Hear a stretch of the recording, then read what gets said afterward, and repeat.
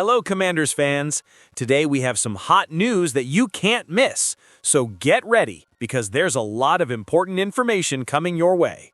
Before we begin, we'd like to take this opportunity to subscribe to the channel, activate the notification bell, and stay up to date on all the news about our Washington Commanders.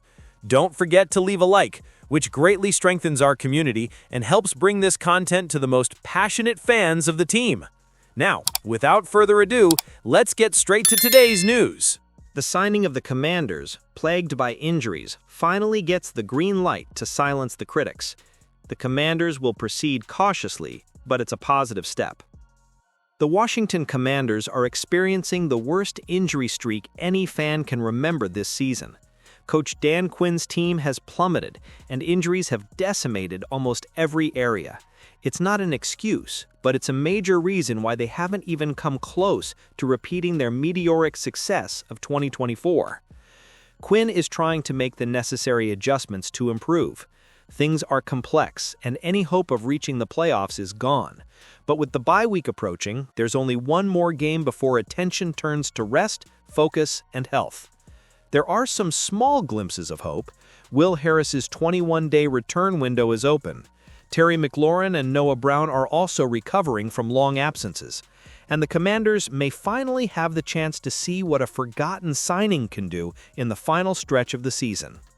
The Commanders finally got to see what Drake Jackson can bring to the quarterback pressure.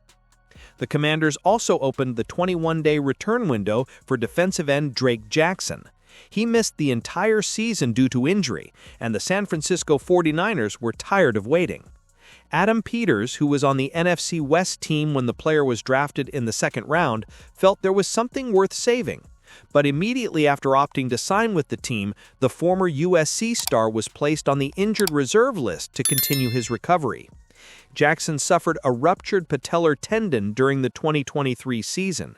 He missed the entire 2024 season and has also not taken the field this year. His recovery will be a gradual process, but the Commanders desperately need reinforcements in quarterback pressure, with little to lose besides pride. This gives them the freedom to throw Jackson to the Lions. Managing his opportunities would be wise, especially considering the time he's been away from the field, but there won't be a better chance to see if he can offer the franchise something beyond 2025. The Commanders have nothing to lose. They need a spark from somewhere, and Quinn needs all the help he can get after taking on defensive play-calling responsibilities from Joe Witt Jr.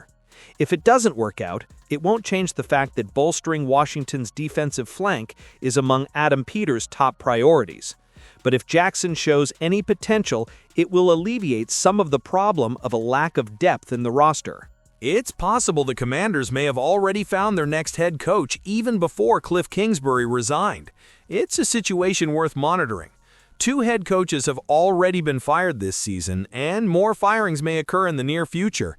Not surprisingly, Washington Commanders offensive coordinator Cliff Kingsbury is already being heavily tipped for a second chance as head coach.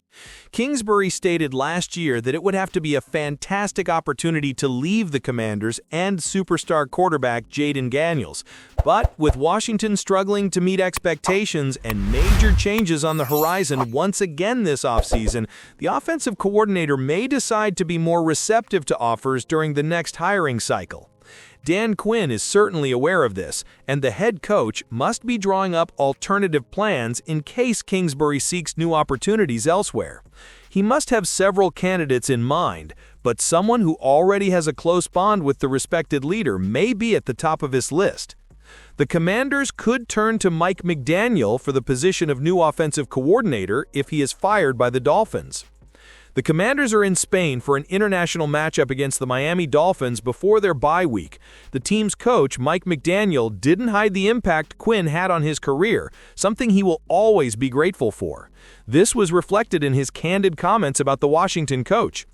Dan Quinn holds a special place in my heart and in my career. He was there at the starting point when I recovered from addiction. He supported me, believed in me, and gave me the opportunity to continue doing what I wanted. For that, I will be eternally grateful to him. I think that demonstrates the kind of man and leader he is. I know he impacts every player he coaches in a genuine and authentic way, and I think the Commanders are very lucky to have him. A lot needs to happen before that, but if the Commanders are looking for a new offensive coordinator next year and McDaniel is fired by the Dolphins, Quinn could go down a much worse path. McDaniel remains under pressure despite Miami's victory over the Buffalo Bills. General Manager Greer has already been fired, so a new front office leader may want someone they trust to build the team from scratch. Although McDaniel has been criticized this season in Miami, he remains an innovative offensive strategist. Having him lead Washington's offense with Daniels at the helm is a tempting proposition. The Commanders may have a secret $18 million pass to replace Marshon Lattimore. Marshon Lattimore's days are numbered. Adam Peters will have a lot of work ahead of him when the 2025 offseason arrives. The Washington Commanders have disappointed this season, despite the high expectations created by fans.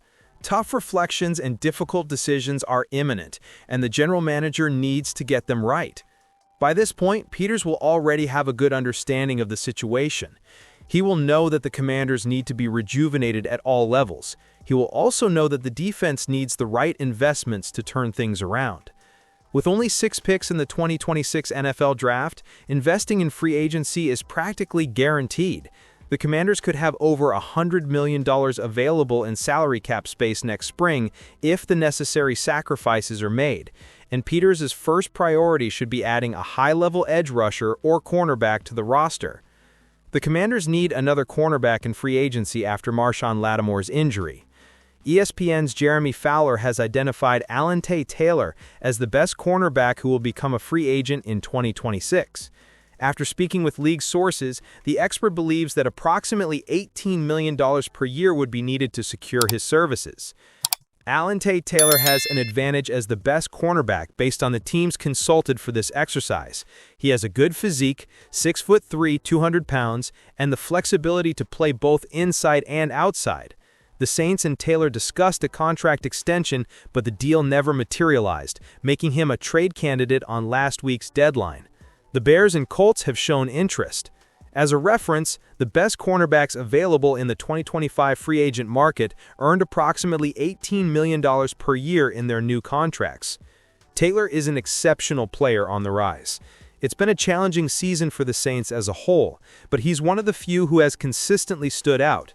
He's solid in coverage, performs well against the run, and is a fierce blitz asset, something that was evident during his exceptional performance against the Carolina Panthers in Week 10.